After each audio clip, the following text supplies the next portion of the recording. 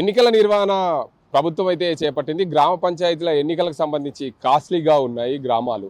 ప్రధానంగా నిజామాబాద్ ఉమ్మడి జిల్లా వ్యాప్తంగా చూసుకుంటే ఉమ్మడి జిల్లాలో అన్ని ఎన్నికలకు సంబంధించి స్థానిక సంస్థల ఎన్నికల్లో పోటీ చేసే అభ్యర్థులకు భారీగా ముడుపులు అనేది భారీగా ఖర్చులు అయ్యే అవకాశాలు ఉన్నాయి. ఎందుకంటే గతాన్ని పరిశీలించి చూస్తే నిజామాబాద్ జిల్లాలో ప్రధానంగా చూసుకోవచ్చు.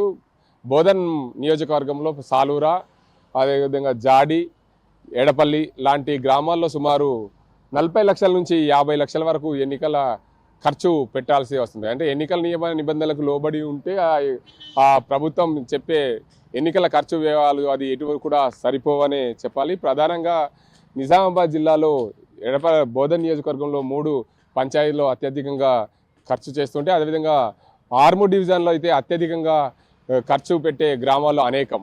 ఇటు ఆర్మూర్ డివిజన్లో చూసుకుంటే ప్రధానంగా ఆలూరు మండల కేంద్రంతో పాటు మంతిని, అదేవిధంగా నందిపేట్ మండల కేంద్రంతో పాటు అదేవిధంగా నూత్పల్లి గ్రామం, ఇట్లా దాంతోపాటు మరోవైపు ఆర్మూర్ మండలంలో చూసుకుంటే పత్తేపూర్, చేపూర్, అదేవిధంగా అంకాపూర్, పిప్రి ఇలాంటి గ్రామాల్లో అత్యధికంగా ఖర్చు అయ్యే అవకాశాలు ఉన్నాయి ఎన్నికల వ్యయానికి సంబంధించి. మరోవైపు మోర్తాడ్, అదేవిధంగా కమ్మర్పల్లి, దాంతోపాటు ఏరుగట్ల మండల కేంద్రాలు ఉన్న గ్రామ పంచాయతీల్లో సుమారు 50 లక్షల నుంచి 80 లక్షలు ఖర్చు పెట్టే అవకాశాలు ఉన్నాయి. కాస్ట్లీ ఎన్నికలనే చెప్పచ్చు. ఎందుకంటే స్థానిక సంస్థల్లో సర్పంచ్గా పోటీ చేసే వ్యక్తులకు కాస్ట్లీగా ఉంది. అదేవిధంగా నిజామాబాద్ డివిజన్లో ప్రధానంగా ఇందల్వాయి మండలంలో గన్నారం, ఇందల్వాయి, అదేవిధంగా నడిపల్లి, దాంతోపాటు డిచ్పల్లి మండలంలో నడిపల్లి, అదేవిధంగా మరోవైపు నిజామాబాద్ రూరల్ మండలంలో చూసుకుంటే అటు మోపాల్ మండలంతో పాటు మోపాల్ మండలం కేంద్రంతో పాటు బాడ్సి, అదేవిధంగా ఎరాజ్పల్లి గ్రామాలన్నీ కూడా వీటన్నింటి కూడా ఇలాంటి గ్రామాలు ఉన్నాయి. ఈ గ్రామాల్లో ప్రధానంగా భారీగా వ్యయాలు అయ్యే అవకాశాలు ఉన్నాయి. ఎన్నికల అధికారుల ఖర్చుల లోబడి కంటే ఎక్కువనే ఖర్చు చేస్తున్నారు. ఎన్నికలు ప్రధానంగా కాస్ట్లీగా అయ్యే అవకాశాలు ఉన్నాయి.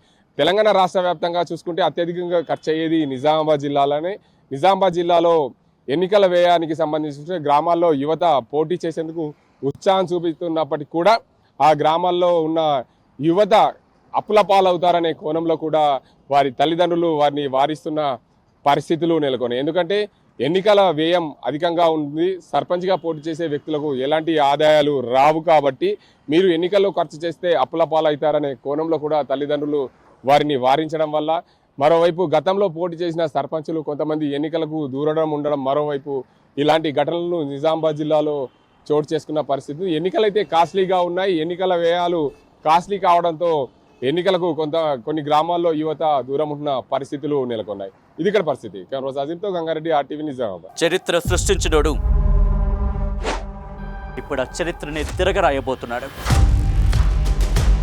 అబద్ధాల గోడల్ని బద్దలు కొట్టి నిజాలను రాగా మీ ముందుంచబోతున్నాడు.